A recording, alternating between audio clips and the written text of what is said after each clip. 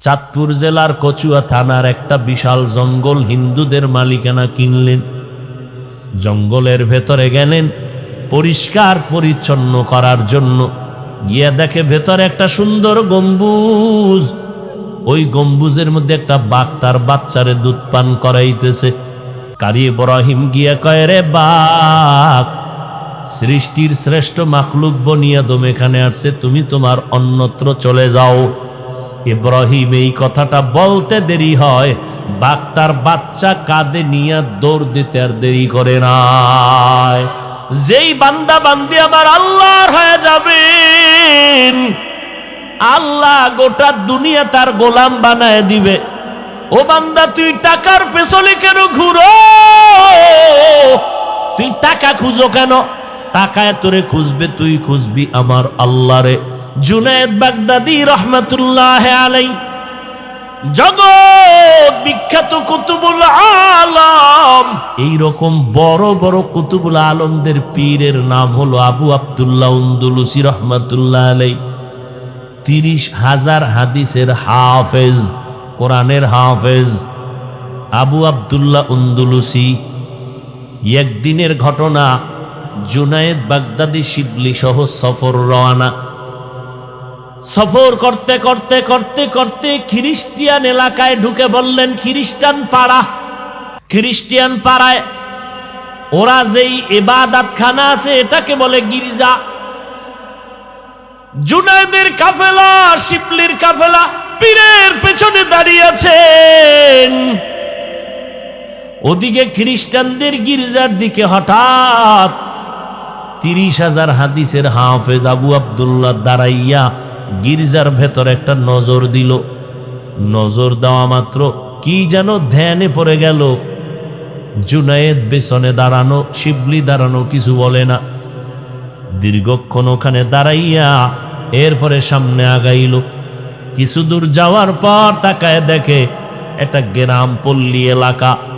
গ্রামের সুন্দরী সুন্দরী কন্যারা কলসি হাতের মধ্যে নিয়ে পানি নিয়ে যাইতেছে বাসায়। পানির কূপের কিনারায় খ্রিস্টান পাড়ার পার্শ্বের পল্লী এলাকায় সুন্দরী রমণীরা পানি নেয়। 30,000 হাদিসের হাফেজ, 40,000 মুরিদের পীর, জুনায়েদ শিবলির পীর আবু আব্দুল্লাহ উন্দুলুসি একটা তীক্ষ্ণ নজর দিয়া তাকাইল, মেয়েটার দিকে তাকায়। জুনায়েদ দীর্ঘক্ষণ দাঁড়ানো, কাফেলা দাঁড়ানো। আমাদের হজরত শায়েক চলবে, আমরা যাব, কিন্তু হজরত ওদিকেও নজর লাগাইছে, ডানে বামে তাকায় না। এবার জুনায়েদ শিবলি বলেন, শায়েক চলেন, আমাদের গন্তব্যে চলেন। শিবলি রহমাতুল্লাহ আলাইহি ঘটনার বিবরণ দেয় যে আমাদের শায়েককে যখন বললাম, শায়েকের নজরটা ওদিকেই রাখছে, ইশারায় বলে তোমরা যাও, আমি যাব না। আমরা ভয় কাঁপতে শুরু করলাম। কি হয়ে গেল? অহংকারী যে কত বড় বিপদ! ও আল্লাহর বান্দারা, বড়াই করিও না রে মুমিন। এই জমিনে কত বান্দা দেখলাম এই ছোট্ট বয়সে উঠলো আর পড়লো। ও আল্লাহর বান্দারা, অহংকারী বড় খারাপ জিনিস। জুনায়েদ কাফেলা কান্না শুরু করলো, হুজুর আপনি এমন কেন করেন? চলেন আমরা গন্তব্যে চলে যাই। মিনহা খালাকনাকুম, এই মাটির মানুষ, তোরে মাটির থেকে শ্রেষ্ঠত্ব দান করছি, বাহাদুরি করবি না। মাটির দিকে তাকাইয়া আর একটা সবক নে। মাটির মধ্যে একটা গুণ আছে, এটা তোর মধ্যে ঢুকা। বলে কি গুণ? বলে মাটির মধ্যে একটা গুণ আছে, সবর। মাটির উপরে দেখ কত জুলুম চলতেছে, মাটি কারোর সাথে রাগ করে না, মেজাজ দেখায় না। যদি মেজাজ দেখায় তোরে, যখন তুই মদের বোতলটা নিয়ে মাতলামি করো, মাটি ঢুকাইয়া পালাইতে পারে না। মাটির মধ্যে ধৈর্য, নরম নরম ভাব। তুই গরম ভাব দেখাস না। গরম ভাব দেখাইয়া নমরুদ টিকতে পারে নাই, সাদ্দার টিকতে পারে নাই, কারুন টিকতে পারে নাই। গরম গরম ভাব দেখাইয়া কত বড় বড় ব্যক্তিরা ধ্বংস হয়ে গেছে। জুনায়েদের কাফেলা কান্না করতেছে, শায়েক চলেন, শায়েক বলে যাও, তোমরা যাব না। আমি আবু আব্দুল্লাহ বলে আমি যাবই না, তোমরা চলে যাও। এখন গন্তব্য আউল হয়ে গেছে, যাবো কই? শায়েক যাবে না, আমরা কই যাব? পাগলের মতো হয়ে গেছেন। আবু আব্দুল্লাহ বলে যাও, আমি খ্রিস্টিয়ান মেয়েকে বিবাহ না করে যাব না। খ্রিস্টান মাইয়া বিয়া করব, তারপরে যাব। জুনায়েদ শিবলির কাফেলা কান্নায় পাগল পারা হয়ে গেল, পা জড়াইয়া কাঁদলেন। হযরত চলেন, এই খবরটা যদি ইরাকের জমিনে চলে যায়, বর্তমান ইরাকে আপনার মতো বুজুর্গ কেউ নাই, ফোরাত নদীর কিনারে আপনার বড় খানেকা, চলেন ওই খেদমত বন্ধ হয়ে যাবে। শেষ পর্যন্ত কান্না করতে করতে কিতাবের মধ্যে লেখে মনে হয় যেন গাছের থেকে পানি ঝরতেছে, কিন্তু আবু আব্দুল্লাহর দিলটা নরম হয় না। বিপাকে পড়িয়া বিমুখ হইয়া জুনায়েদ শিবলির কাফেলা চলে গেল ইরাকে। এদিকে আবু আব্দুল্লাহ একা পড়ে রইল, কিছুই করার নাই। এখন আমরা যত চেষ্টা করলাম ব্যর্থ, কিন্তু মুরিদদের মধ্যে কোনো সমালোচনা নাই, সবাই কান্না বাড়ায় দিল, হেদায়াতের দোয়া কর, না হয় আমাদের উপায় নাই। যার কারণে আমি দিন পাইলাম, তারাই যদি উল্টা পাল্টা হয়ে যায়, আমরা কোথায় গিয়ে একটু মাথা নত করব?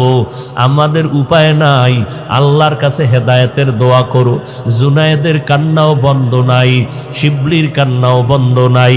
আল্লাহর কাছে সিজদায় পড়ে কাঁদে, আল্লাহ কোন কারণে আমাদের হযরত বিপাকে পড়ে গেল, তুমি হেদায়েতের দরজায় ফিরায় দাও। হেদায়েত বড় কঠিন, আল্লাহর দরবার থেকে হেদায়েত পাওয়া বড় কঠিন জিনিস। এরে আল্লাহর গোলাম, বড় কঠিন, বড় কঠিন। নিজেরে মজবুত করিয়া আল্লাহর মোহাব্বত নিয়ে কবরে যাওয়া বড় কঠিন। ও আল্লাহর বান্দারা, আবু আব্দুল্লাহ এখানে সব যখন চলে গেল, তিনি একটু হাঁটিয়া হাঁটিয়া খ্রিস্টানদের ওই গ্রামে ঢুকে বললেন। ঢুকিয়া খ্রিস্টানদের বাড়ির দরজায় দাঁড়াইলেন, ডাক দিয়া কয়, এই মেয়েটার বাবা, আমি আপনার মেয়েকে বিবাহ করতে চাই। এবার খ্রিস্টান বলে, তুমি তো মদিনার মোহাম্মদের পাগল। বলে হা। বলে তোমাকে কেমনে দিব? যদি তুমি আমার মেয়েকে বিয়া করতে চাও, আল্লাহর পরীক্ষা বড় কঠিন, বড় কঠিন। আল্লাহর বান্দাকে ওই খ্রিস্টান মালিক বলে যদি বিয়া করতে চাও, 1 নাম্বার শর্ত মদিনার পোশাক ফালায় দিতে হবে। 2 নাম্বার শর্ত আমাদের খ্রিস্টানদের প্যান্ট শার্ট ক্যাপ লাগাইতে হবে মাথায়। 3 নাম্বার শর্ত 1 বছর আমার ঘরে চাকরি করা লাগবে, এরপরে আমি তোমার কাছে মেয়ে বিয়া দিব। চাকরি কি? আমার বিশাল বড় শুকরের পাল আছে, শুকর। এগুলো জঙ্গলে তুমি রাখাল হইয়া শুকরের রক্ষণাবেক্ষণ করবা, তুমি রাখাল হইবা। আবু আব্দুল্লাহ পাগড়ি মাথায় লাগানো, মদিনার, দাড়ি লম্বা। এই আবু আব্দুল্লাহ মেয়েটার পাওয়ার জন্য কথা শুনতে গিয়া মালিকেরে বলে, ঠিক আছে মদিনার পোশাক ফালায় দিব, তোমার ক্যাপ আমি মাথায় লাগাবো, 1 বছর আমি শুকরের চাকরি করব জঙ্গলে। এইবার লাইন হয়ে গেল, মাথায় ক্যাপ লাগাইলো, পাগড়ি ফালায় দিল। আল্লাহর বান্দা এবার শুকরের রাখাল হইয়া একটা হাতের মধ্যে লাঠি নিয়ে জঙ্গলে যায়। জঙ্গলে যায় আবার সকালবেলা নিয়ে সন্ধ্যাবেলা ডিউটি পালন করে। এইভাবে করতে করতে করতে করতে দীর্ঘ কয়েক মাস হয়ে গেল। জুনায়েদের কাফেলা পাগলের মতো আবার ছুটতে শুরু করলো। দেখি আমাদের শায়েকের কি হালাত, কোথায় গেলেন আমাদের হযরত? যারে দিয়া দিন পাইলাম তারই যদি আমরা হারায় ফেলি, আমাদের উপায় কি? ওরে নবীর উম্মতের দল, কিয়ামতের ময়দানটা ভয়ঙ্কর হালাত হবে। কিয়ামতের দিন কত বক্তা দেখবে, ভক্তরা জান্নাতের টিকিট নিয়ে জান্নাতে যায়, আর ভক্তরা দেখবে বক্তার হাতে জাহান্নামের হ্যান্ডকাপ লাগায় জাহান্নামে নিয়ে যায়। কিরে বক্তা সাহেবের এমন হালাত কেন? বলে উম্মতের বয়ান করেছে, কিন্তু ওই বয়ান অনুযায়ী বক্তা আমল করে নাই। রে আল্লাহর বান্দা, জুনায়েদ বাগদাদি শায়েক শিবলির কাফেলা আবার ওই অঞ্চলে হাজির। এবার কোথায় আছে শায়েক জানে না, খবর নিলেন। কেউ ঠিকানাও বলতে পারে না। ঘুরতে ঘুরতে খবর পাইলেন আবু আব্দুল্লাহ জঙ্গলের মধ্যে খ্রিস্টানের ক্যাপ লাগাইয়া শুকরের রাখাল হয়ে ডিউটি করে। জুনায়েদ শিবলির কাফেলা সব সরাসরি জঙ্গলের মধ্যে ঢুকে গেলেন। গিয়া দেখতেছে আমাদের শায়েখ মুরব্বির মাথায় পাগড়ি নাই, খ্রিস্টানের পোশাক লাগানো, একটা লাঠি হাতের মধ্যে নিয়ে দাঁড়ানো। জুনায়েদ শিবলির কাফেলা যাইয়া দাঁড়ায় গেল। আবু আব্দুল্লাহ শুধু তাকায় আছে, কোনো কথা বলে না, শুধু তাকায় তাকায় কি যেন ভাবতেছে। জুনায়েদ আর শিবলি বলে, হযরত আমাদের কি আপনি ভুলিয়া গেছে? কত আর আমাদের কাঁদাইবেন? ইরাকের মধ্যে এমন একটা ঘরে নাই কান্না নাই, মহিলারা কাঁদে, পুরুষেরা কাঁদে। চলেন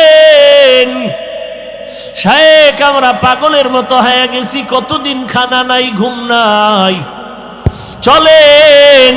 কত আর এই লাইনে থাকবেন? চলেন ইরাকের খানেকায় চলেন। জুনায়েদ কাঁদতেছে, শিবলি কান্না করে। আবু আব্দুল্লাহ দিলটা এখনো নরম হয় না।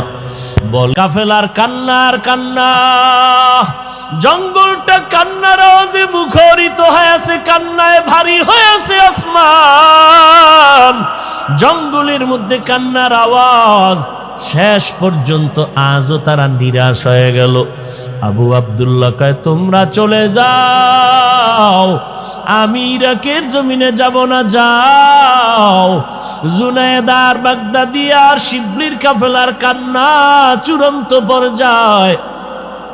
নিরুপায় হইয়া তারা কয়েকদিন ওখানে থাকিয়া এবার নিরুপায় হইয়া তারা আবার রাস্তা দিয়ে ইরাকের জমিনে রওয়ানা। যাইতেছে আর কানতেছে, আল্লাহ তুমি এমন কি বেজার হইলা, যেই বেজার হওয়ার কারণে আমাদের শায়েখরা আমরা হারাইয়া ফেললাম, আমরা আমাদের মুরব্বীকে হারিয়ে ফেললাম। এইবার কান্না করে করে সব কাফেলা ইরাকের দিকে রওয়ানা। কানতেছেন আর দোয়া করতেছেন, আসমানের দিয়ে তাকায়, আল্লাহ মাইয়াহদিল্লাহু ফাহুয়াল মুহতাদ ওয়া মাইয়ুদলিল ফালান তাজিদ লাহু ওয়ালিয়াম মুরশিদা। কান্না করে করে আল্লাহকে বলে, আল্লাহ সহ্য করতে পারি না, তুমি ফিরাইয়া দাও। এইভাবে কান্নার আওয়াজ দিয়া যখন সামনে আগায়, হঠাৎ করে তাকাইয়া দেখি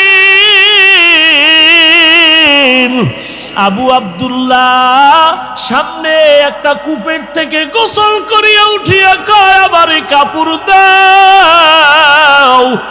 আবু আব্দুল্লাহ ডাক দেয়ার কালেমায় শাহাদাত পড়তেছে আর বলে, আমারে তাড়াতাড়ি কাপড় দিয়ে আবৃত করো। শিবলি দৌড়াইয়া বলে, আমরা কাপড় দিয়ে আমাদের মুরব্বীকে আবৃত করে নিলাম।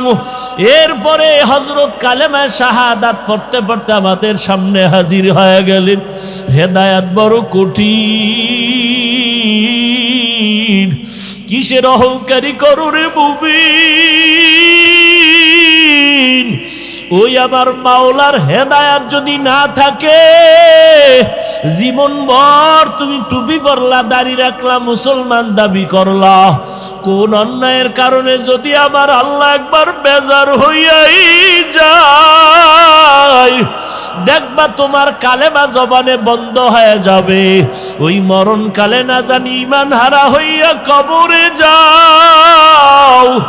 আর ঈমান হারা হইয়া যদি কবরে যাও, ওই কবরের আযাব সহ্য করতে পারবি না রে যুবক। অহংকারী করিস না রে বাবা। তোর মতো কত যুবক গাড়ির নিচে পড়িয়া লাশ হইয়া গেল। ও আল্লাহর বান্দারা, কত যুবকের লাশ আজকে পানির ভিতরে তাকায়া দেখো। কিসের বাহাদুরি করো? টাকার বাহাদুরি, গাড়ির বাহাদুরি, বাড়ির বাহাদুরি করো, সৌন্দর্যের বাহাদুরি করো রে বাবা। আজকে তুমি টাকার মালিক, কালকে তোমারে মাওলায় গরিব বানাইতে একটা সেকেন্ড লাগবে না। আজকে তোমার চেহারা সুন্দর, একদিন চেহারা নষ্ট হয়ে যাবে, কেউ পছন্দ করবে না। আজকে তোমার বন্ধু বান্ধব দেইখা বাহাদুরি করিও না, এক সময় দেখবা তোমার পাশে কেউ নাই। নাই, তোমার ডানেও কেউ নাই, বামেও কেউ নাই, তুমি এখন অসহায়ের মতো ঘুরতেছো। এই সময় যদি তুমি আমার আল্লাহকে নিয়ে কবরে যেতে পারো, কপাল ভালো। জুনায়েদ বাগদাদি শিবলি বলেন, আমাদের শায়েখের আমরা পাইলাম। এবার মাথায় কপালে চুম্বন করলাম, হযরত চলে ইরাকের খানেকার মানুষের কান্না। আল্লাহর ওলির নিয়ে যখন রওয়ানা, জুনায়েদ বাগদাদি শিবলি নিয়ে গেলেন, খানেকায় বসলেন, মহিলারা পর্যন্ত কান্না করে দোয়া করলেন, ও বাবা, তুমি আমি যে এত বাহাদুরি করি, তোমার আমার পিছনে দোয়া করার মতো কেউ আসেনি। এমন একটা স্ত্রী পাইছো নিজে বাইরে তুমি ঘুরবা, স্ত্রী দোয়া করবে। এমন একটা সন্তান বানাইতে পারছো নিজে আব্বা আম্মার জন্য কলিজা ভরিয়া দোয়া করবে। এমন একটা সন্তান বানাইতে পারছো নি রে বাবা, যে তুমি বিপদে পড়লে সন্তান ঘুমাইবে না, কলিজা ভরিয়া দোয়া করবে। ও আল্লাহর গোলাম, কি কামাই করছো? সন্তানটারও মানুষ বানাইতে পারো নাই, তুমি ভালোবাসা দিয়া কাউরে আপন বানাইতে পারলা না রে বাবা। আর কয়দিন বাহাদুরি করবি রে বাবা? ও পর্দার আড়ালের আপনা জানেরা কিছুই না। আজকে যত আনন্দ দেখতেছেন, মরিয়া গেলে সাদা 3টা কাফন 5টা কাফনের প্যাকেট বানায় কবরে নিয়ে যাবে। জুনায়েদ বাগদাদি শিবলির কাফেলা হযরতকে নিয়ে যখন খানেকা ইরাকের মধ্যে নিয়ে গেলেন, সবাই এবার হযরতের সামনে বসে বলল, কারগুজারি শুনতে চাইলেন। এবার বলে, হযরত বেয়াদবি মাফ করবেন, কিছু হইছে না হয় এমন তো হইতেই পারে না, কি বিপদের কারণে এই হালাত? আবু আব্দুল্লাহ অজর দ্বারায় কান্না শুরু করলেন, বাবা, হেদায়েত বড় কঠিন বিষয়, হেদায়েত বড় কঠিন। আমার নবী আবু জাহালের জন্য কতই না দোয়া করলেন, কালেমা নসিবে আসলো না। অথচ তরবারি নিয়ে যেই ওমর আমার নবীরে গল্লা কাটার জন্য দৌড়ায়, ওই ওমরের কপালে আল্লাহ হেদায়েতের দরজা খুলে দেয়। ওই ওমর তরবারি নিয়ে মুহাম্মদের কল্লা কাটতে গিয়া এবার নিজের বোনের বাড়ি গিয়া হেদায়েতের দরজা খোলা গেল। মদিনার নবী কাঁদতেছেন, ওমর দৌড়াইয়া বোনের বাড়ি গিয়ে কয়, বোন, তুই নাকি মুহাম্মদের কালেমা কবুল করেছো? বলে, হা। এই বোন, তাড়াতাড়ি মুহাম্মদের কালেমা ফিরাইয়া দাও। বোন ডাক দিয়ে কয়, ভাই, আমার হাত কাটো, পা কাটো, কল্লা কাটো, কালেমা ফিরাইয়া দেওয়ার মতো কোনো রাস্তা নাই। আমার কলিজায় কালেমার মোহাব্বত ঢুকায়া রাখছি, ফেরত দেওয়া যাবে না। ওমর তরবারিটা বের করে বোনের উপরে যখন আক্রমণ শুরু করলো, বোনের নরম শরীর থেকে রক্ত বের হয়ে জমিন লাল হয়ে গেল। বোন কাঁদে আর বলে, ভাই, তুমি জানো আমার এখানে মা নাই, বাবা নাই, তুমি আমার আপন বড় ভাই। আজকে যদি মা থাকতো আমার গায়ে ফুলের টোকাও লাগতে দিত না। তুমি আজকে মারতেছো, মারো, আমার কোনো দুঃখ নাই, মন ভরিয়া মারো। তবে শুনো, কালেমা যেই সিনায় ঢুকাইছে ওই জায়গায় তোমার তরবারি ঢুকাইতে পারবা না। আল্লাহ পাক রব্বুল আলামিনের নবী ওদিকে বয়া দোয়া করে, আল্লাহ, ওমরের তুমি হেদায়েতের মালা গলায় দিয়া দাও। ওমরের জন্য আল্লাহর নবীর দোয়া কবুল হইতে শুরু হয়ে গেল। বোনের কান্না দেখে ওমরেরও চোখে পানি আসলো, আর বলে, বোনার কাঁদিস না, মারবো না। ওই যে কোরআনের আওয়াজ আমি শুনলাম, ওটা কিসের আওয়াজ? বলে, মুহাম্মদ আমাদের শিখাইছে কোরআনের আওয়াজ। ওমর বলে, আমি দেখবো। বলে, দেখলে ধরলে তুমি আগে গোসল করো। ওমর গোসল বানাইয়া কোরআনটা ধরলো। ওই কোরআনের আয়াতের নূর যখন সিনার মধ্যে গিয়া ধাক্কা লাগায় দিল, ওমরের কলিজার মধ্যে আগুন দাউ দাউ করে জ্বলে উঠলো। ডাক দিয়া কয়, বোন, এত মজার কথা তো জীবনে আর শুনি নাই। যে তোমাদের শিখাইছে কে? বলে, মুহাম্মদ। বলে, কোরআনের আওয়াজ, কথা এত সুন্দর, যেই লোকটা তোমাদের শিখাইছেন সেই মুহাম্মদ না জানি কত সুন্দর। চলো মুহাম্মদের দরবারে আমি যাব। আল্লাহ হেদায়েতের দরজা খুলে দিলেন। শায়েকরে জিজ্ঞাসা করলেন, ও শায়েক আমাদের, আপনার উপরে এত বিপদ আসার পেছনে কারণ কি? এবার আবু আব্দুল্লাহ আন্দলুসি রহমাতুল্লাহ আলাই বলেন, ও জুনায়েদ ও শিবলি, শুনো, আমরা যখন কাফেলা নিয়ে খ্রিস্টান পাড়ায় ঢুকছিলাম, খ্রিস্টানদের গির্জার মধ্যে যখন নজর দিছিলাম, নজর দিয়ে একটা ধ্যানে পড়ে গেছিলাম। ওখানে ওরা যাদের পূজা করে, ওরা যাদের আরাধনা করে, আমি ওদের দিকে তাকাই একটু ভাব এনেছিলাম ভেতরে। মনে মনে বলেছিলাম, এই খ্রিস্টানের জাত, তোরা সব জাহান্নামী হয়ে যাবি, আমি আবু আব্দুল্লাহ জান্নাতের মালিক হয়ে গেছি। এই যে একটা ভাব আমার ভেতর আসছিল, সামান্য অহংকার, এই ভাবটা যখন আমার মধ্যে আসছে, আমি হঠাৎ করে তাকায় দেখলাম আমার কলবের এখান থেকে একটা আলো বের হয়ে চলে গেল। এখন আমি অন্ধকার দেখি, অন্ধকার। এখন আমি ভালো মন্দ যাচাই করতে পারি না, এখন আমি অন্ধকার আলো যাচাই করতে পারি না। এই অবস্থা। এবার জুনায়েদ বাগদাদি শিবলি বলেন, শায়েখ, আপনি তো 30,000 হাদিসের হাফেজ ছিলেন, কি পরিমাণ হাদিস আপনার মুখস্থ ছিল? বলে, আমার একটা হাদিস আর মনে ছিল না। কোরআনের হাফেজ আলেম একটা আয়াত আমার অন্তরে ছিল না, তবে একটা আয়াত আমার অন্তরের মধ্যে ছিল, মাইয়াহদিল্লাহু ফাহুয়াল মুহতাদ ওয়া মাইয়ুদলিল ফালান তাজিদ লাহু ওয়ালিয়াম মুরশিদা। আমার অন্তরে ওই একটা আয়াত আমার অন্তরে ছিল। আয়াতের অর্থ, আল্লাহ যদি কাউকে হেদায়াত দেয় সে পেয়ে যায়, আর কেউ যদি হেদায়াত থেকে বঞ্চিত হয়ে যায়, ওই বান্দা হেদায়াত পাবে দূরের কথা, কোনো মুরব্বিও তালাশ করে পায় না। এরে আল্লাহর বান্দা শিবলি রহমাতুল্লাহ আলাই বলেন, আবার আগের মতো আমাদের হযরত দ্বীনের খেদমত, তাসাউফের খেদমত শুরু করলেন। ওদিকে তো খ্রিস্টান মেয়েটাকে আর বিয়া করা হইলই না। শিবলি বলেন, আল্লাহ পাকের কুদরতের দরজা খুলে গেল। ওই খ্রিস্টান মাইয়া স্বপ্নে দেখতেছেন আবু আব্দুল্লাহকে, স্বপ্ন দেখিয়া পাগল পারা হয়ে গেছে তার সোহবতে থাকার জন্য। আবু আব্দুল্লাহকে স্বপ্ন দেখতে দেখতে পাগল হইয়া মেয়েটা কারো কাছে বলে না। একদিন স্বপ্নের মধ্যে বলতেছে, আমাকে তুমি ঠিকানা দাও, আমি সেই লোকটার কিনারায় চলে যাব। এইবার স্বপ্নযোগেই জিজ্ঞাসা করে, ওই আবু আব্দুল্লাহর কাছে যদি যেতে চাও, তাহলে তোমার কালেমা ছাড়া উপায় নাই। মেয়েটা এমন পাগলনির মতো হয়ে গেছে, বলে, আমি কালেমা পড়ার জন্য রেডি হয়ে গেলাম। এইবার ঠিকানা দিয়া কয়, যাও ফোরাত নদীর কিনারে আবু আব্দুল্লাহর খানেকা চলে যাও। ইরাকের জমিনে খ্রিস্টান মেয়েটা এবার গোপনে গোপনে চলে গেল ইরাকের ওই ফোরাত নদীর কিনারায় খানেকায়। এবার গিয়া খবর দিল, অমুক এলাকার খ্রিস্টানের মেয়ে আসছে আপনার কাছে আপনার সোহবতে থাকার জন্য। আবু আব্দুল্লাহ বলে, নিরাপদ জায়গা, পর্দা রক্ষা করে তারে ওখানে বসাও। হুজুর এবার তারে কালেমা পড়ে মুসলমান বানায় দিলেন। বানাইয়া দেওয়ার পরে কিছু আমল দিলেন। মেয়েটা আমল করা শুরু করলো। মেয়েটার দাবি হলো, আপনার সাথে আমার বিবাহ হতে হবে। ওদিকে আবু আব্দুল্লাহর অন্তরেও তো তামান্না ওই মেয়েটাকে বিয়া করবে, কিন্তু দুনিয়ার হায়াত আর বেশি দিন থাকলো না।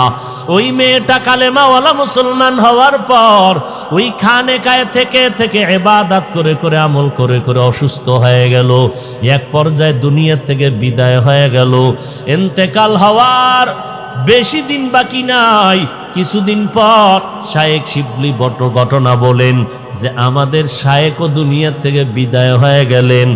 শিবলি রহমাতুল্লাহ আলাইহি বলেন, আমি বহুদিন পর ওই খ্রিস্টান মেয়েটার ইন্তেকাল হয়ে গেল, এরপরে আমাদের শায়েকের ইন্তেকাল হয়ে গেল। দীর্ঘ অনেক দিন পরে আমি শিবলি একদিন স্বপ্নে দেখতেছি আমার শায়েক আর ওই মেয়েটা জান্নাতের বাগানে বিচরণ করতেছে। এরে নবীর উম্মতের দল, শিবলি রহমাতুল্লাহ আলাইহি বলেন, ও দুনিয়ার মানুষ, নিজেকে বাহাদুর মনে করিও না। ও আল্লাহর বান্দারা, তুমি নিজেকে বাহাদুর মনে করবা কখন? ওই অন্ধকার কবরে যেদিন তোমার লাশটা চলিয়া যাবে, ওই কবরে যখন সবাই শোয়াইয়া রাখিয়া পাড়াইয়া পাড়াইয়া মাটি দিয়া সবাই চলে যাবে, ওই কবরে তখন তুমি অন্ধকারে একা। ওই অন্ধকারে ডানে মাটি বামে মাটি, সামনে পেছনে উপরে নিচে মাটি, কেউ নাই। ওই কবরে তিনটা প্রশ্ন করার জন্য দুইজন ফেরেশতা হাজির হয়ে যাবে। তোমার রবের পরিচয় দাও, ধর্মের পরিচয় দাও, রাহমাতুল্লিল আলামিনের পরিচয় দাও। ওই কবরের প্রশ্নের জবাব দুনিয়াতে যারা রবের গোলামি করবে, আল্লাহর গোলামি করে ইসলাম মানিয়া নবীর সুন্নত নিয়ে কবরে যাবে, তারা জবাব দিবে রব্বি আল্লাহ দীনিয়াল ইসলাম। আল্লাহর নবী বলেন সাথে সাথে তাদের কবরে আল্লাহ পাকের অর্ডার হয়ে যাবে, ফেরেশতারা আমার এই আশিক বান্দার কবরের মধ্যে বেহেশতের বিছানাটা দিয়া দাও, আমার বান্দার কবরকে বড় এক বালাখানা বানাও, জান্নাতের সাথে রাস্তা বানায় দাও, আমার বান্দা আরামে ঘুমাবে, কিয়ামত পর্যন্ত ঘুমে যেন কেউ ডিস্টার্ব না করে। কারণ দুনিয়াতে আমার বান্দা ঘুমায় নাই, রাতের বেলা সবাই যখন ঘুমে গেল, আমার আশিক ওই ঘুমের মধ্যতে গুটিয়া যায় নামাজে দাঁড়ায় গেছে। ওই গভীর রাতে আমি আল্লাহকে মোহাব্বত লাগায়া লাগায়া ডাকছে, আমি আল্লাহকে ডাকতে ডাকতে বান্দা পাগলের মতো হয়ে গেছে, ঘুমাইতে পারে নাই। যেখানে একটু আল্লাহর মোহাব্বতের আওয়াজ পাইতো সেখানেই দৌড়ায় যাইতো, যেখানে আলেমদের আওয়াজ পাইতো দৌড়ায় যাইতো। এখন আর কষ্ট না দিয়া বান্দার জন্য ঘুমের আরামের ব্যবস্থা করে দাও। আল্লাহর নবী বলেন যারা রবের গোলামি না করিয়া গুনাহগার হইয়া কবরে যাবে, ওই কবরে যাওয়ার পর আল্লাহর ফেরেশতারা প্রশ্ন যখন করবে, গুনাহগারের একটা জবাবও দিতে পারবে না। আল্লাহ বলে ফেরেশতা এই নাফরমানের আর সুযোগ না দিয়া কবরে জাহান্নামের বিছানা দাও, ওই জাহান্নামের আগুনের সাথে রাস্তা বানায় দাও। আল্লাহর নবী বলেন রে মানুষ, ওই কবরে গিয়া যদি নাজাত না পাও, নাজাত না পাওয়া পর্যন্ত নিজেকে বান্দা তুমি ভালো বলে দাবি করার কোনো উপায় নাই। আজকে আমাকে যতই সম্মান করে, আমি বক্তা তুমি শ্রোতা, এই সম্মান এই বাহাদুরি আজরাইল আসা পর্যন্ত আমার আর টিকবে না। তিনটা সাদা কাপড়ের প্যাকেট বানায় কবরে নেওয়া হবে। এরে আল্লাহর বান্দারা, ওই আল্লাহর মোহাব্বত নিয়ে অহংকারের থেকে নিচে নামো, বাহাদুরি ভাব অন্তর থেকে দূর করে আমার আল্লাহকে বলো, আল্লাহ বিনয়ী জিন্দেগি দান করো, মাটির মানুষ মাটির মতো নরম বানায় দাও। আমার নবীর কোনো গুনাহ নাই। আম্মা জান আয়েশা বলেন সেই নবীরে দেখি আমি ঘরের মধ্যে কান্না করতেছেন। ও নবী কেন কাঁদেন? বলে হাসরের ময়দানে আযাবের ভয়ে কান্না করতেছি। ও নবী কেমন আযাব? আম্মা জান আয়েশাকে নবী বলেন, ও আয়েশা হাসরের ময়দানটা এমন ভয়ঙ্কর হবে, নারী আর পুরুষগুলো সব উলঙ্গ দাঁড়াবে, অপরদিকে জাহান্নামের আগুনের আওয়াজ শুরু হয়ে যাবে, অন্যদিকে আল্লাহ বলবে সূর্য নিচে নাইমা যত তাপ আছে ছেড়ে দাও। ওদিকে আমার আল্লাহ রাগান্বিত আওয়াজ দিয়া বলবেন, লিমানিল মুলকুল ইয়াউম।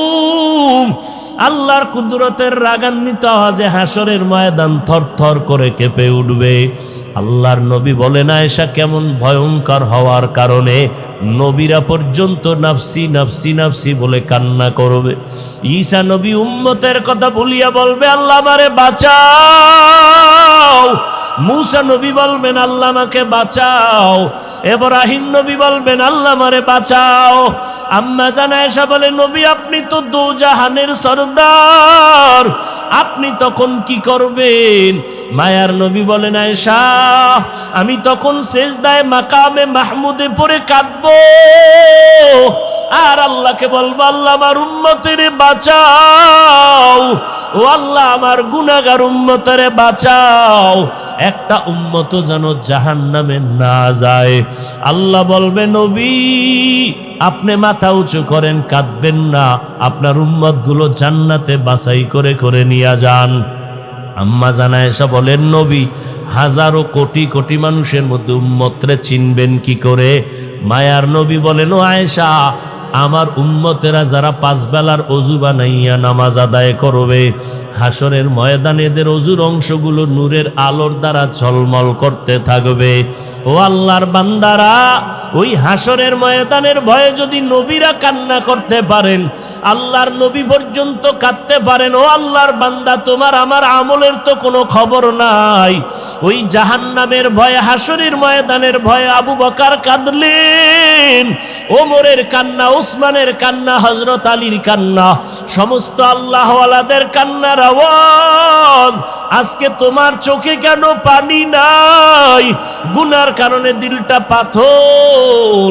মায়ার নবী বলেন, জাহান্নামের কথা কানে আসলে 2 ফোঁটা চোখের পানি ছেড়ে কাঁদো। কান্না যদি না আসে, কান্নার বাহানা করিও।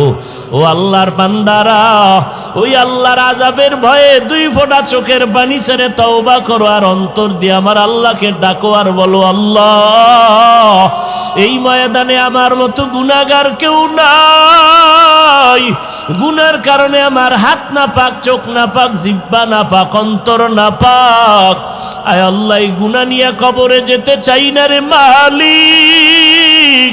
ও আল্লাহ, মরণ তো হবে, পালানোর উপায় নাই। এই জীবনে কত লাশ কবরে রাখলাম, জানাজা পড়াইলাম, একদিন তো আমারও মরণ হয়ে যাবে। আমার আপনজনের আমার গেঞ্জিটা প্লেট দিয়া কেটে রাখবে। ও আল্লাহ, মরণ তো হবে, তবে মরণটা যেন রোজার হালাতে হয়, মরণটা যেন নামাজের সেজদার অবস্থায় হয়, মরণটা যেন তোমার নামের জিকিরের অবস্থায় হয়, মরণ যেন তেলাওয়াত অবস্থায় হয়। গুনাহ নিয়ে কবরে যেতে চাই না রে আল্লাহ। মশার কামড় সইতে পারি না, কবরের মাটির চাপ সহ্য কেমনে করব রে আল্লাহ। আল্লাহ বলে, বান্দা, খাঁটি অন্তরে যদি তওবা করতে পারো, অহংকার মুক্ত হইয়া, আমি আল্লাহ তোরে জীবনের গুনাহ একটা সেকেন্ডে মাফ করিয়া দিব। ও যুবকেরা, নামাজ ছাড়িও না, মা বাবারে কষ্ট দিও না, আলেমদের বিরোধিতা করিও না। ও পর্দার আড়ালের মা বোনেরা, 5 বেলার নামাজ পড়েন, স্বামীর মাল হেফাজত করেন, আদর্শ সন্তান দুনিয়াতে রেখে যাওয়ার চেষ্টা করেন, আল্লাহর কাছে নামাজ পড়ে দোয়া করেন। ও যুবকেরা, মা বাবার দোয়া নিয়ে সামনে আগাও। চাকরি করো, ব্যবসা করো, স্কুলে পড়ো, কলেজে পড়ো, নামাজ ছাড়িও না, মিথ্যা বলিও না, গীবত করিও না, গুনার থেকে নিজেরে বাঁচাও, মা বাবার দোয়া নাও, আলেমদের পরামর্শ নাও, আল্লাহর কাছে অন্তর দিয়া বলো, আল্লাহ মেহেরবানি করে আমাদের কবুল করে নেন, আমাদের তওবা কবুল করে নেন। আয় আল্লাহ, আমাদের জিন্দেগি নেক আমলওয়ালা, নবীর আদর্শওয়ালা জিন্দেগিতে পরিণত করে দেন, আমিন। ইয়া আইয়ুহান নাসুত্তাকু রাব্বাকুমুল্লাযী খালাকাকুম মিন নাফসিন ওয়াহিদাহ ওয়া খালাকা মিনহা যাওজাহা ওয়া বাসসা মিনহুমা রিজালান কাসীরান ওয়া নিসাআ। ভয় করো তোমরা ওই রবকে, যিনি সৃষ্টি করেছেন এক নফস থেকে, তোমাদেরকে এক আদম থেকে। অখালাকা মিনহা যাওজাহা, আদম থেকে তার স্ত্রীকে আল্লাহ সৃষ্টি করেছেন। অবাসসা মিনহুমা রিজালান কাসীরান ওয়া নিসাআ,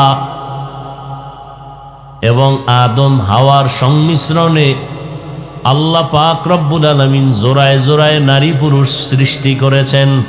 তো আদম থেকে আল্লাহ আমাদেরকে বানাইছেন, আর আদমকে আল্লাহ ডাইরেক্ট মাটির থেকে বানাইছেন। মাটির থেকে আল্লাহ আদমকে বানাইয়া আদমের পাজরের হাড় থেকে আম্মাজান হাওয়া আলাইহা সালামকে তৈরি করেছেন। আর 2 জনের মাধ্যমে আল্লাহ পাক আওলাদে আদম দিয়েছেন, বছরে 2টা সন্তান, একটা ছেলে একটা মেয়ে। তো রক্ত থেকে সৃষ্টি কেমন করে হলো, বা নাপাক পানির থেকে সৃষ্টি কেমন করে হলো যদি মাটি আসল হয়? বলে বান্দা,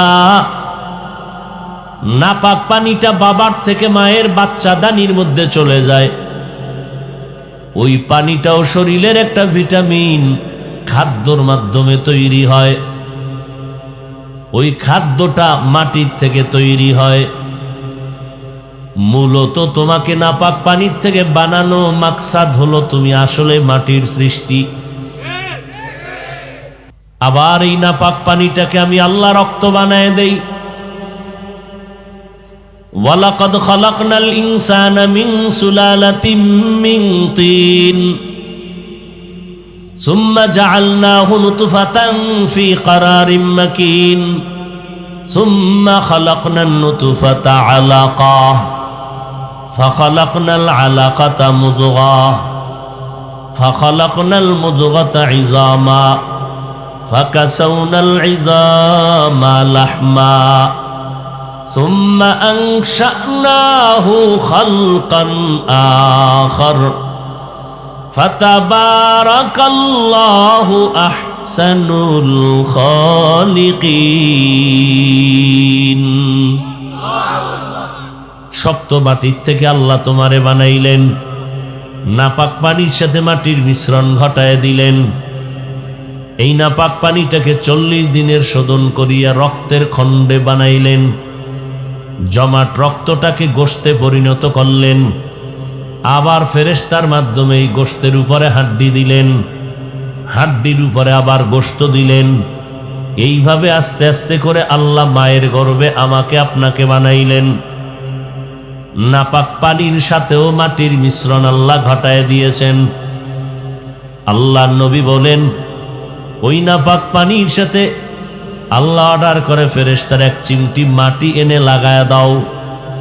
কোথার মাটি? বলে তার কবর যেখানে হবে সেই জায়গার মাটি।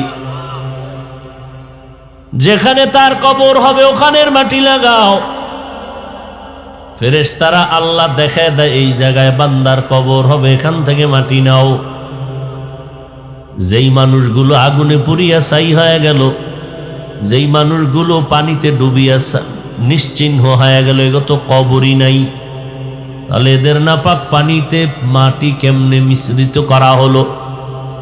মুফাসসিরিনে কেরাম বলেন, দুনিয়ার সব মানুষ আগুনেও যদি পুড়িয়া যায়, পানিতেও যদি নিশ্চিহ্ন হয়, বডির মধ্যে এমন একটা আল্লাহ পাক রব্বুল আলামিন গোড়া রেখেছেন, এটা আগুনেও নষ্ট হবে না, পানিতেও নষ্ট হবে না। আমাদের পেছনে পিঠের যে সোজা হাড় আছে মেরুদণ্ড, এই যে পিঠের মধ্যে সোজা হাড়ের একেবারে নিচে মার্বেলের মতো একটা গোল গোড়া আছে, গোড়া, এটা কখনো আগুনেও নষ্ট হয় না, এটা কখনো পানিতেও নষ্ট হয় না। আল্লাহ পাক পানিতেও যদি তুমি ডুবিয়া নিশ্চিহ্ন হয়ে যাও, ওই গোড়া তো গড়াইয়া গড়াইয়া কখনো কোথায় গিয়া মাটির সাথে মিশবে, ওটাই হবে তখন তার কবর। কবে মিশবে কেউ জানে না, কে জানেন? আল্লাহ। আল্লাহ জানার পরে বলে দেন ওই জায়গার থেকে মাটি নিয়ে যাও। আল্লাহ এতগুলো ঘুরাইয়া যুক্তি দিয়া বুঝাইতে চাইলেন, এ মানুষ, আমি তোদেরকে মাটির থেকে বানাইছি, এটা আমার আসল কথা। এত যুক্তি দিয়া ঘুরাইয়া ফিরাইয়া আল্লাহ বুঝাইতে চাইলেন মানুষ কিসের সৃষ্টি। এত ঘুরাইয়া ফিরাইয়া মাটির সৃষ্টি প্রমাণ করতে চাইলেন কেন আমার আল্লাহ? আল্লাহ বলেন, আমি চাওয়ার কারণ আমি গোটা মাখলুকতের মধ্যে ইনসান তথা মাটির মানুষকেই শ্রেষ্ঠত্ব দান করেছি। আমি আল্লাহ মাটির মানুষকে সর্বশ্রেষ্ঠ মর্যাদা দিয়েছি।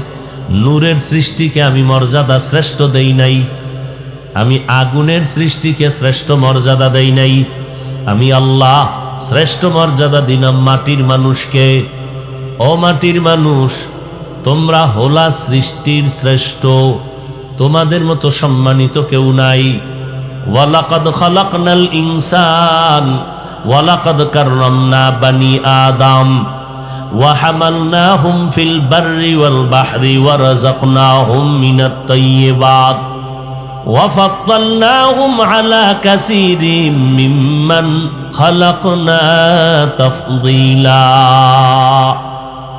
আল্লাহ বলেন, ও আদম সন্তান, আমি আল্লাহ তোদের এত মর্যাদা দান করলাম, চলার মতো বাহন দিলাম জমিনে, চলার মতো বাহনের ব্যবস্থা করলাম পানির মধ্যে, আমি আল্লাহ আসমানেও চলার ব্যবস্থা দিলাম শূন্যের উপরে। ও বান্দা, তোরে আমি বড় মোহব্বত করে তৈরি করেছি, আমি আল্লাহ সৃষ্টির শ্রেষ্ঠ মর্যাদা দান করেছি। ও বান্দা, জমিনের মধ্যে আমি আল্লাহ তোমার জন্য পবিত্র করেছি। কুকুরেও খানা খায়, শুকরও খায়। ও মানুষ, তুইও খাবি, তবে কুকুরের খানা তোর খানা না, গরুর খানা তোর খানা না, হিংস্র প্রাণীর খানা তোর না, তোর এমন খানা যেই খানাটা এত পিওর, এত ভালো, এই খানার মতো পিওর খানা জমিনে আর কারো জন্য আমি দেই নাই। আমি এত খানা তোরে কেন দিলাম? কারণ তুই আমার বড় আদরের গোলাম। আমি আল্লাহ তোমাকে সৃষ্টির শ্রেষ্ঠ মর্যাদা দিলাম। নূরের সৃষ্টি এত দামি না, আগুনের সৃষ্টি দামি না। আল্লাহর একমাত্র ফাইনাল স্থায়ী সিদ্ধান্ত, মাটির সৃষ্টি শ্রেষ্ঠ। মাটির সৃষ্টি মানুষেরা শ্রেষ্ঠ, সিদ্ধান্ত কার? অস্থায়ী না স্থায়ী? এবার ফেরেশতাদের সামনে আদমরে দাঁড় করায় বললেন, স্বীকার করনি? কয় করি। করো? কয় করি। যদি করো উসজুদুলি আদম, সেজদা দিয়া প্রমাণ করে দে যে মাটির সৃষ্টি আদম শ্রেষ্ঠ। ফাসাজাদু ইল্লা ইবলিস, সবাই সেজদা করলো, কে করে নাই? খালাকতানি মিন নার ওয়া খালাকতাহু মিন তিন, আদমেরে বানাইছো মাটির দ্বারা, আমারে বানাইছো আগুনের দ্বারা। আগুনের গতি উপরে, মাটির গতি নিচে। আগুনের গতি আমি উপরে, আমি কেন নত হব? আদম আমার কাছে নত না হবে? যুক্তিটা একেবারে খারাপ না। আগুনের গতি উপরে, মাটির গতি নিচে, তাহলে আমি নিচু হব কেন? আদম আমাকে নত করে সেজদা দিবে আমারে? যুক্তি একেবারে খারাপ না। গায়ের জোরে অযৌক্তিক আদম সৃষ্টির শ্রেষ্ঠ মানি না বলে নাই, যুক্তির ব্যানারে বইলা আল্লাহর সামনে পেশ করলো যে আদম শ্রেষ্ঠ, এটা মানা যায় না, যুক্তিতে মিলে না। খেয়াল করবেন আল্লাহ কি বললেন? এই ইবলিস, তোরে আমি এত আদর করলাম, তোর আমল আর ইবাদতের বরকতে জমিনের এমন একটা জায়গা নাই যেখানে তোর সেজদা পড়ে নাই। আসমানে তুই ইবাদত করেছো, আমি আল্লাহ খুশি হইয়া তোর ইবাদতে তোরে টাইটেল দিলাম, তুই আরেফ, তুই আবেদ, তুই বুজুর্গ, তুই খাজেন, তুই ওলি, তুই মুত্তাকি, কত কিছু তোরে দিলাম।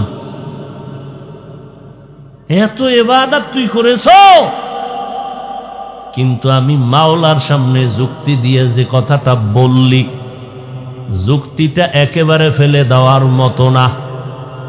কিন্তু আমি আল্লাহ মানব না, কারণ এখানে তো কোনো যুক্তির কথা না, আমি তো তোর মালিক, তুই আমার গোলাম। মালিকের সামনে গোলামের কোনো যুক্তি চলবে না। মালিক যা বলবে বুঝে আসলেও মানবি, বুঝে না আসলেও মানবি। যারা যুক্তি দিবি তারা বেঈমান। তুই যুক্তি দিলি কেন আমার সামনে? ফাখরুজ, বের হয়ে যা। তোর একটা ভুলের কারণে আজীবনের জন্য তোকে আমি বিতাড়িত করে দিলাম। এবার ফলাফলে আসেন। আগুনের সৃষ্টি জিন, নূরের সৃষ্টি ফেরেশতা, মাটির সৃষ্টি ইনসান জাতি মানুষ। বলেন জিনেরা শ্রেষ্ঠ না নূরের তৈরি ফেরেশতারা শ্রেষ্ঠ? খবর নেই, পরীক্ষায় ফেল। মাটির সৃষ্টি মানুষ, আগুনের সৃষ্টি জিন, নূরের সৃষ্টি ফেরেশতা। বলেন ফেরেশতা শ্রেষ্ঠ নাকি জিনেরা শ্রেষ্ঠ? জিনেরা। কারা? এটা কইতে আবার পেরেশানি করতে হয়। মাটির সৃষ্টিটাই হলো ঘোষণাকার, স্থায়ী না অস্থায়ী? সবাই একমত? মানে না কে? জোরে বলেন। আল্লাহর স্থায়ী সিদ্ধান্ত আদম মাটির সৃষ্টি শ্রেষ্ঠ আমি আল্লাহর স্থায়ী সিদ্ধান্ত মানে নাই কে? গায়ের জোরে না যুক্তি দিয়া? হ্যাঁ, এই জমিনের মধ্যে যারা, এবার ভালো কথা মনে করেন, আল্লাহ হলেন খালেক। আল্লাহ কি? বাকি সব এক বচনে মাখলুক, বহু বচনে মাখলুকাত। বাকি সব কি? আল্লাহ কি? খালেক, বাকি সব মাখলুক। তিনি স্রষ্টা, বাকি সব সৃষ্টি। তিনি হলেন আল্লাহ, বাকি সব হলো গায়রুল্লাহ। খালেক তিনি আল্লাহ, বাকি সব। ভাইরা আমার, সমস্ত মাখলুকতের ভেতরে একমাত্র, শুধুমাত্র, কেবলমাত্র সমস্ত মাখলুকতের মধ্যে আমার নবী হলেন শ্রেষ্ঠ। কি হিসাবে? খালেক না মাখলুক? এই আমার নবীজি খালেক না মাখলুক? খালেক কে? কয়জন? তার সমান আর কেউ উপরে নেই। আর নবী যে শ্রেষ্ঠ, দেখি খালেক হিসেবে না মাখলুক? নবীরে নবী বানাইছেন কে? আমার নবী মাখলুক, তবে সারা মাখলুকতের মধ্যে শ্রেষ্ঠ,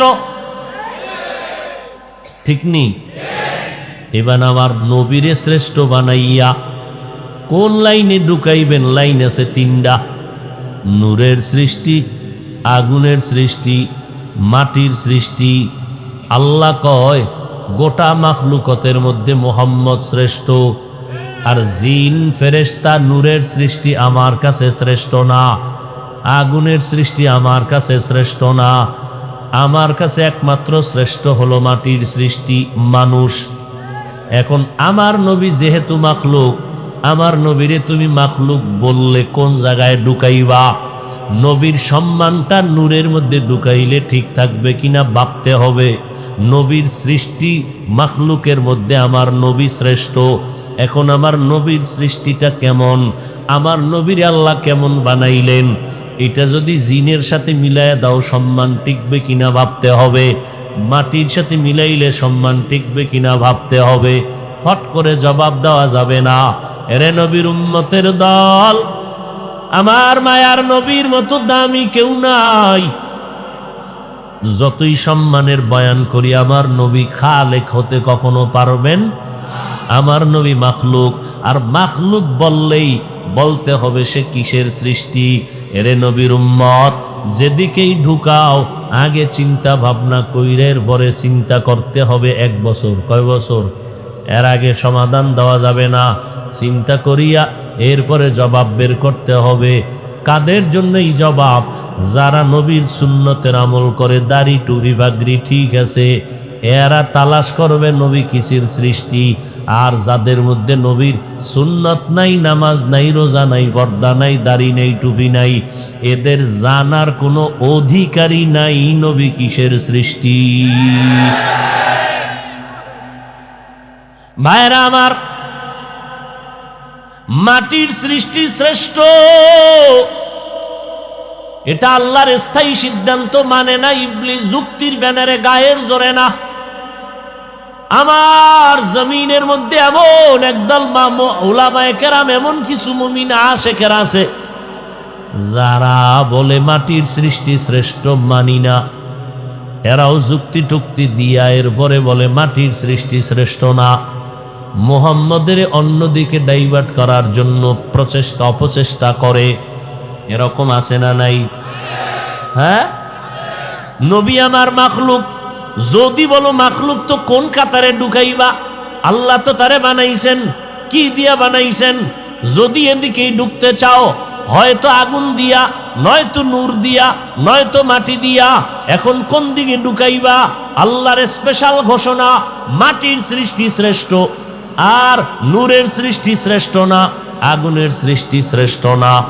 এই কথাগুলো নিয়া যারা বুঝতে চায়, বুঝার আগে তাকে সুন্নতের আমলওয়ালা হতে হবে।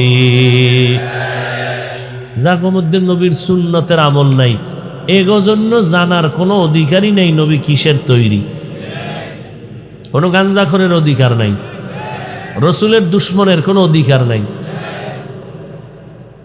নামাজ নাই, রোজা নাই, পর্দা নাই, হুদায় নিয়ে একটা কিলেকিলি, ঝগড়া, দূরত্ব, মতনৈক্য, মনোমালিন্য। আর বেঈমানরা আমগো দেখে হাসে, হেডম দেখায় সাধারণ মানুষের সামনে বয়ে। এলেম জারে কি? আর তোমার এলেম ঝাড়তে যদি মনে চায় তো এলেম ওয়ালার কাছে যাও।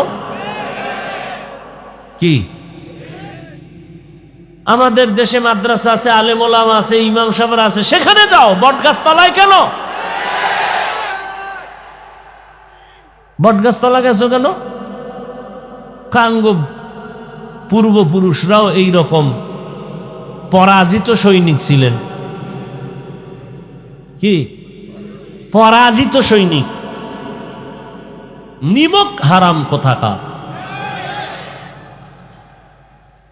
বেদাতি বাতেল ভণ্ডদের সব থেকে বড় পুঁজি মিথ্যা বলা। এটা হলো বড় একটা পুঁজি। এই মিথ্যা বলাটাকে অন্য ভাষায় বলা যায় চাপাবাজি। এটা বড় পুঁজি। জাগাত মিছা কথা কইব, এমন ভাবে রং লাগায় কইব মনে হয় হাসা। কি পরিমাণ রং লাগাইলে মিছা হাসা হয়, এটা ভণ্ডরা ভালো পারে। এই দেশে দেওবন্দিরা না থাকলে কি উপায় যে হইতো আমগো ইমান আমলের আল্লাহ ভালো জানে। বাতিলেরা যত অগ্রসর হতে চায় পারি না, বুঝেন না? এক ছাত্র ক্লাসে ঢুকছে অনেক লেট কইরা, তো শিক্ষক বলে তুই এত দেরি করে ঢুকলি কেন? স্যার রাস্তা যেই পরিমাণ খারাপ, এক কদম সামনে দিয়া 2 কদম পিছনে দিই। তা তুই 2 কদম পিছে দিয়া সামনে আইলি কেমনে? কয় আমার এই যে 2 কদম যে পিছে দিছি, আমার সামন দিকটা বাড়ির দিকে ছিল আর পিছনটা ছিল আমার স্কুলের দিক। 1 কদম সামনে 2 কদম কি পিছে। বেদাতি বাতেল মিথ্যাবাদী যারা চাপাবাজি করে, এরা যত অগ্রসর হতে চায়, আহলে হকদের ধাক্কা লাগলেই পেছনে ঘটতে বাধ্য হয়। আল্লাহর আয়াত স্পষ্ট, যা আল হক অজাহাকাল বাতিল। হকের বাতি যখন জ্বলবে, বাতিলের অন্ধকার সব ধ্বংস হয়ে যায়।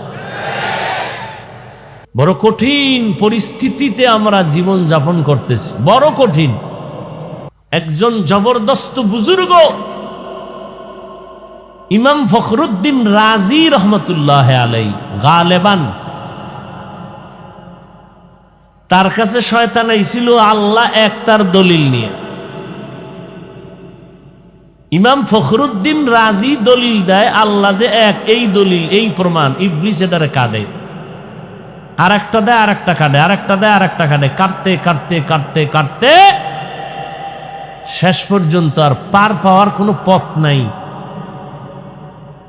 আল্লাহ পাক রব্বুল আলামিন কুদরতের জ্ঞানের ভান্ডার থেকে দরজা খুলে দিলেন। ইমাম ফখরুদ্দিন রাজি সম্ভবত তিনি শেষ পর্যন্ত বলল, দলিল দলিল বাদ, বিনা দলিলে আমার আল্লাহ।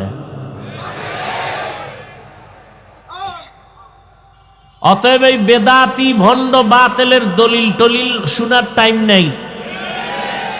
ও এলেম ঝাড়তে ঝাড়তে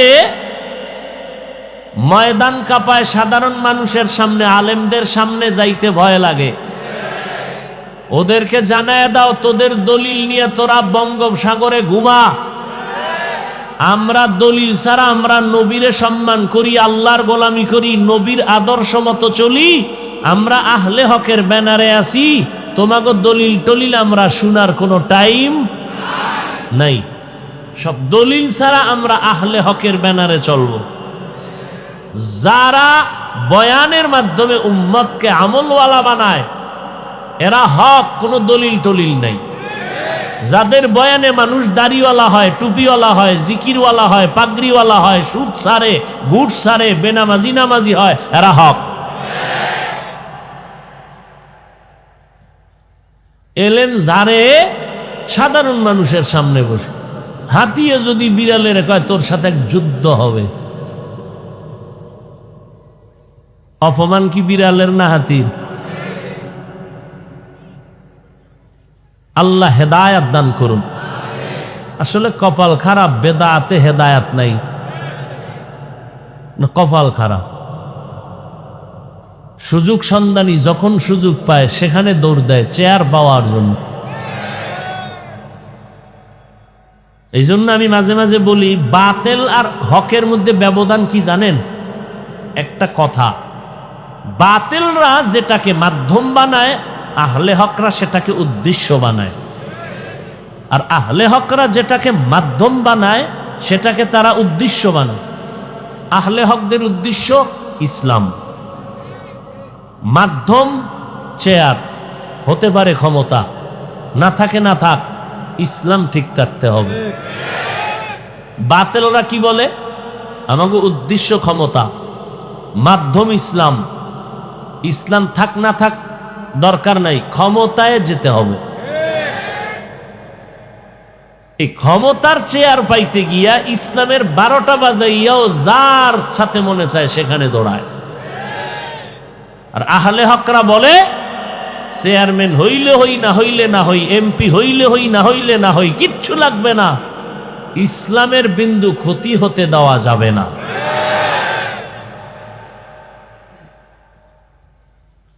মিনহা খালাকনাকুম, আল্লাহ বলেন তোমাদের মাটির থেকে আমি সৃষ্টি করলাম। এই শব্দটা দিয়ে আল্লাহ বুঝাইলেন, 1 নাম্বার সবক নাও এখান থেকে, মাটি পায়ের নিচে থাকে না উপরে, উপরে মারবেন নিচে নেমে যাবে। এত বিশাল আয়োজন, এতগুলো মজমা, হাজারো হাজারো হাজারো মানুষ দেখার পরে বাতেলের মাথা গরম।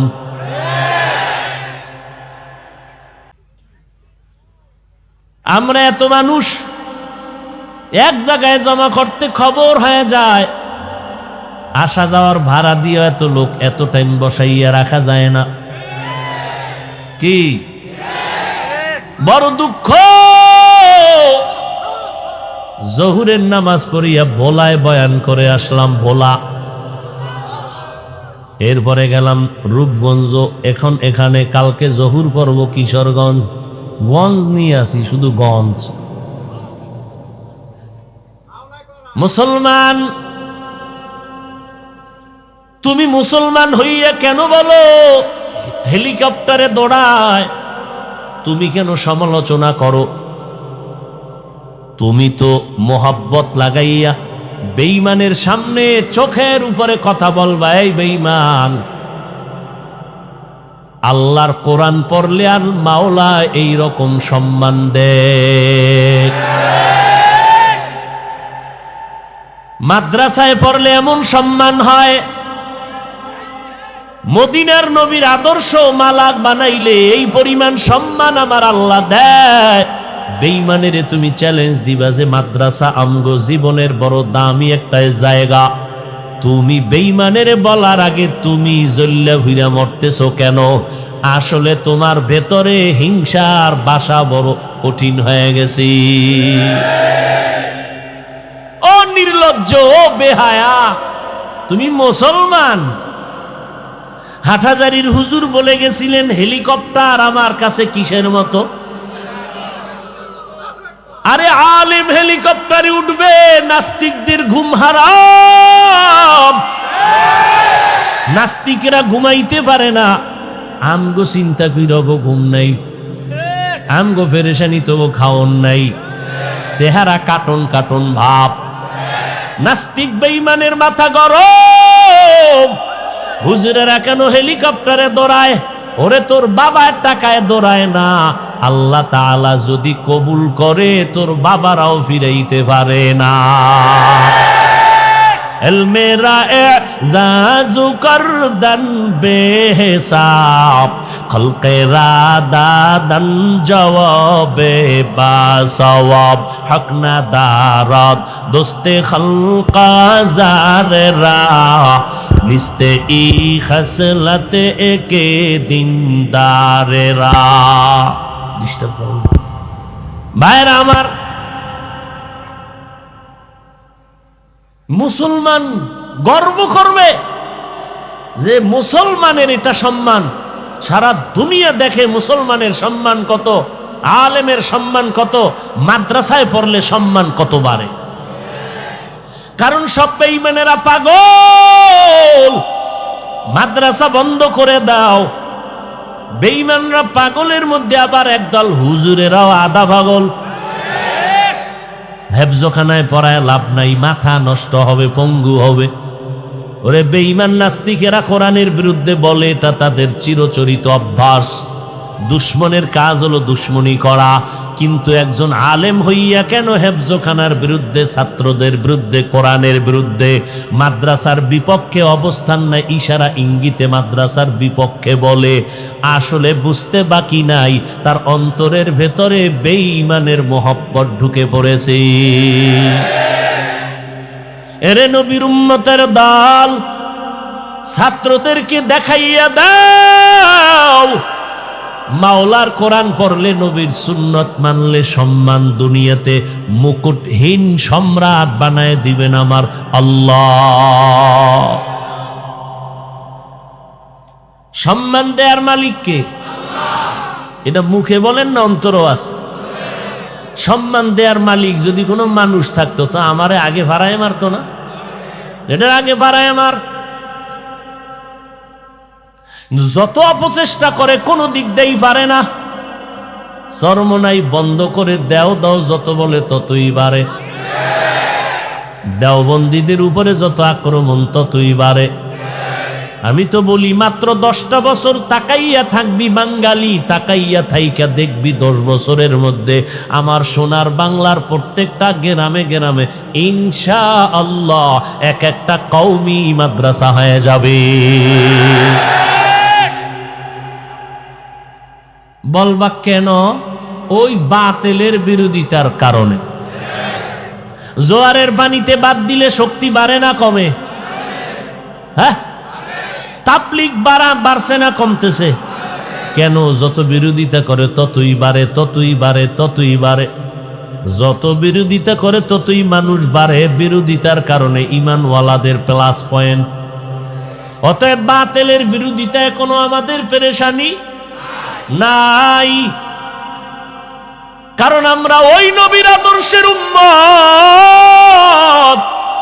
যেই নবীর 63 বছর হায়াতে একটা ভুলেও মিথ্যা কথা বলেন নাই আমরা ওই এমন একজন নবীর উম্মত যেই মায়ার নবী কোনোদিন চোখ গরম কইরা কারো দিকে তাকাইয়া আমার নবী মেজাজ দেখান নাই কেমন মায়ার নবী আমার যেই মায়ার নবী কোনোদিন কাউকে গালি দেন নাই গালির জবাবও দেন নাই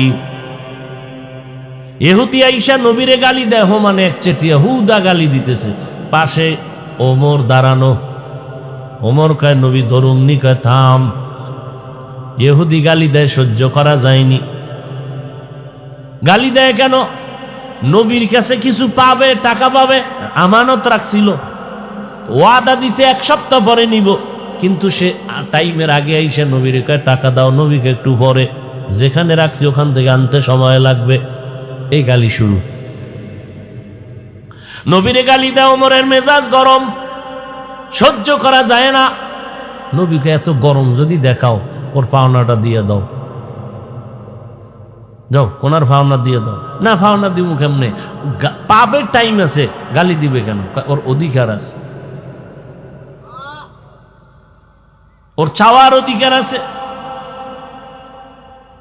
এবার নবী বলে যাও ওমর এর পাওনা দিয়া দাও ওমর বলে ইনশাআল্লাহ আপনি বললে দিব যাও বাইতুল মালে যাও ইহুদির পাওনাটা দিয়া দাও মাপ দিয়া এরপরে আলাদা আরো কিছু বেশি দিয়া দাও আমার পক্ষ থেকে হাদিয়া যাও, ও যে গালি ঠেলি দিছে তো কিছু হাদিয়া দেওয়া লাগে, কষ্ট হয়েছে অনেক, যাও আলাদা কিছু দিয়া দিও। ওমর খায় দিকে বাইতুল মানে নিয়ে গেছে, নিয়া ওর পাওনাটা পুরা দিয়া আলাদা দিয়ে দিছে, বাড়াইয়া যাও এটা নবীর পক্ষ থেকে হাদিয়া। ইহুদি ওই মাল থুইয়া দিছে এক দৌড় মদিনার নবীর দরবারে গিয়া বলেন, ও পয়গম্বর, আমি আপনাকে জীবনে বহু পরীক্ষা করছি, আজকে ছিল লাস্ট পরীক্ষা। আজকের পরীক্ষা আপনি পাশ করেছেন, বেয়াদবি মাফ করে দেন, আমারে মুসলমান বানায় দেন। ও গো নবীর উম্মতেরা, হয়ে আজি দিশাহারা, কোরআন হাদিসের চলো যখন যাহা চায় মনে, নবী বিনে কে তারাবে পুলসিরাত মিজানে, নবী বিনে কে তারাবে পুলসিরাত মিজানে। কেমন মায়ার নবী আমার, জীবনে গালি দেন নাই, কোনো গালির জবাবও দেন নাই। এই কারণে তো আমরা ওই নবীর আদর্শের উম্মত। আমরা আলহামদুলিল্লাহ চেষ্টা করি চুপ থাকার জন্য, যত গালি দাও চুপ থাকবো। চুপ থাকাও গালি দেওয়ার জন্য একটা জবাব, আমরা দেই না। আলহামদুলিল্লাহ, আমগো দেওয়ার দরকার কি? তোমাদের বিরোধিতার কারণে যদি আমাদের প্লাস হয়, আমগো আর জবাব দেওয়ার দরকার আছে? কোনো জবাব দেওয়ার দরকার নাই। বাতিলের বিরোধিতার কারণে তো কই আমাদের আহলে হকদের ময়দান তো খালি নাই। কি মাদ্রাসায় ছাত্রের অভাব নাই? কত গজবের করোনা গেল, ব্যবসায়ীর ব্যবসা নাই, চাকরিজীবীর চাকরি নাই। আল্লাহর হাজার শুকর, একটা মাদ্রাসাও বন্ধ হয় নাই। হইছে?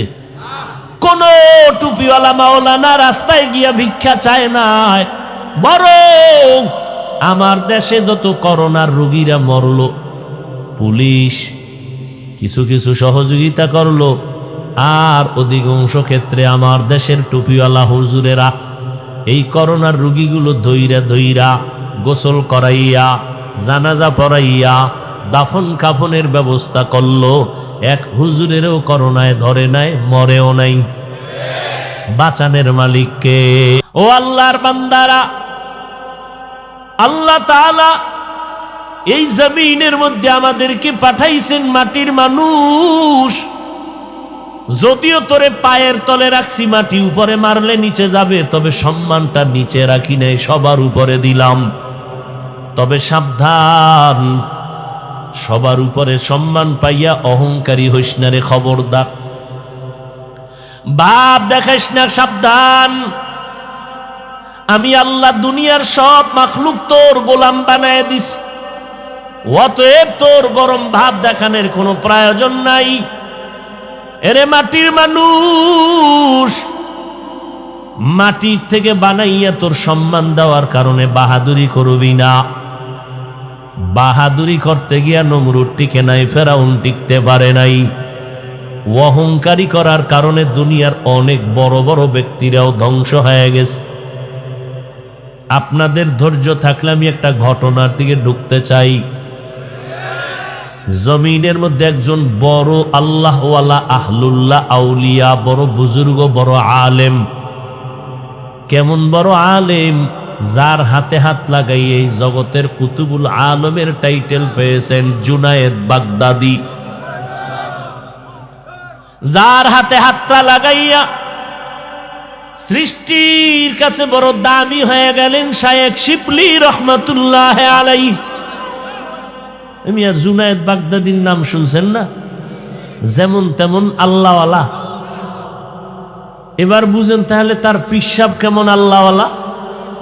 আউলিয়ারা কারে ওকবা এখতিয়ার, জাহেলারা কারে দুনিয়া এখতিয়ার। অহংকার পতনের মূল, হিংসা পতনের মূলের জাতি। ভালো করে শুনো,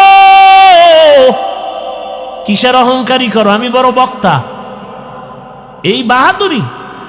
ওরে তোরে চেয়ারে আমি আল্লাহ বঙ্গোপসাগর থেকে ধাক্কা দিয়া তোরে নারায়ণগঞ্জের চেয়ারে বসাইছি আমি আল্লাহ।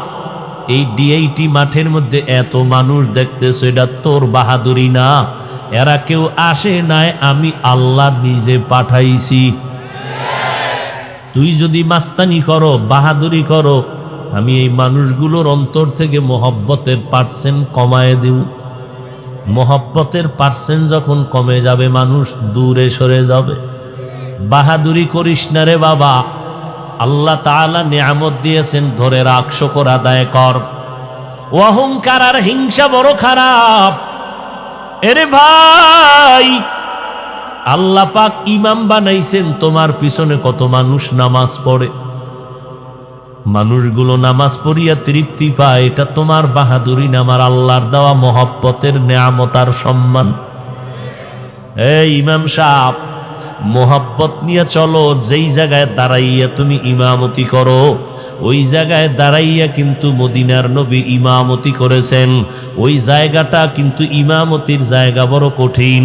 ওই জায়গায় আবু বকর ইমামতি করেছেন, ওই জায়গায় ওমর ইমামতি করেছেন।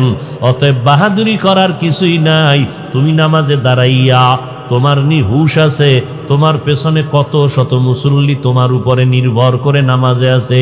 তোমার ভিতরে যদি একটু রিয়া আইসা যায়, তোমার একার গজবে তুমি পড়বা না, শত শত মুসল্লিদের বিপদ তোমার কাঁধে আইসা উঠবে। বড় কঠিন বিষয়। আল্লাহ মাফ করেন, আমার এক ওস্তাদ উজানি মাদ্রাসার মুহাদ্দিস মরহুম মারা গেছেন, বেশি দিন হয় নাই।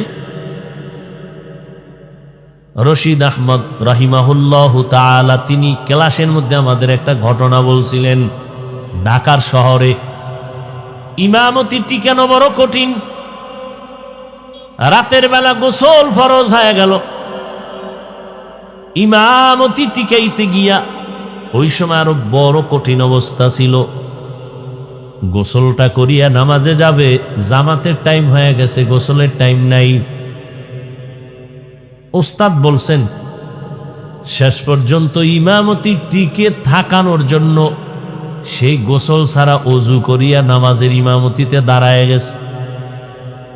অজু করছে, গোসল করেন, আল্লাহু আকবার বলিয়া যখন হাত বাঁধছে, সাথে সাথে জবান বন্ধ।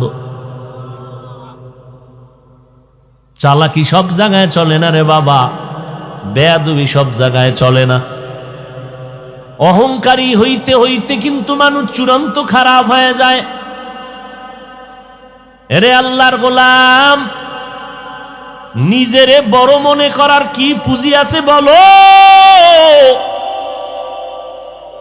তোমার কাছে এলেম আছে, কি পরিমাণ এলেম আছে? তোমার কাছে কি ইমাম ফখরুদ্দিন রাজির মতো এলেম আছেন? ইমাম আবু হানিফার মতো আসেনি? কিসের বাহাদুরি করো? ও আল্লাহর বান্দা, তোমার কণ্ঠ এটা নিয়ে বাহাদুরি করো। দাউদ নবীর কণ্ঠের মতো তো তোমার কণ্ঠে জাদু নাই। আমার নবীর কণ্ঠ শোনার জন্য বেঈমানেরা গালি দিয়াও রাতের বেলা দাঁড়াইতো গোপনে তেলাওয়াত শুনে। এরে নবীর উম্মতের দল, তোমার আমার কণ্ঠ, কিসের কণ্ঠের বাহাদুরি করো? উজানির কারি ইব্রাহিম রহমাতুল্লাহ আলাই আল্লাহর কোরআনে এমন জোরে টান মারছেন, মোহাব্বতের তেলাওয়াত শুরু করছেন। মক্কা নগরীর পার্শ্বে মসজিদে মানুষ পাগল হয়ে গেছে। মানুষ সব এক হইয়া কয়, হুজুর আমগো ইমামতি করবেন, আপনি যাইতে পারবেন না বাংলাদেশে। ওখানে থাকলেন, ইমামতি করলেন, বিয়া করলেন সৌদির কন্যা, শর্ত হলো বাংলাদেশে নেওয়া যাবে না। দীর্ঘ কয়েক বছর পর রশিদ আহমদ গাঙ্গুহি রহমাতুল্লাহ আলাই চিঠি লেখলেন, ইব্রাহিম বাংলাদেশে যা, দিনের খেদমত শুরু করে দাও, আর থাকা যাবে না। কারি ইব্রাহিম রশিদ আহমদ গাঙ্গুহির চিঠি পাইয়া বাংলাদেশে আসলেন। ও বিবি যাবে? বলে যাব। চলো। বাবা টাকার বালিশ বানাইয়া নোয়াখালীর জমিনে ঘুমাইতো। আর ইব্রাহিম টাকা পয়সা পিছে ফালাইয়া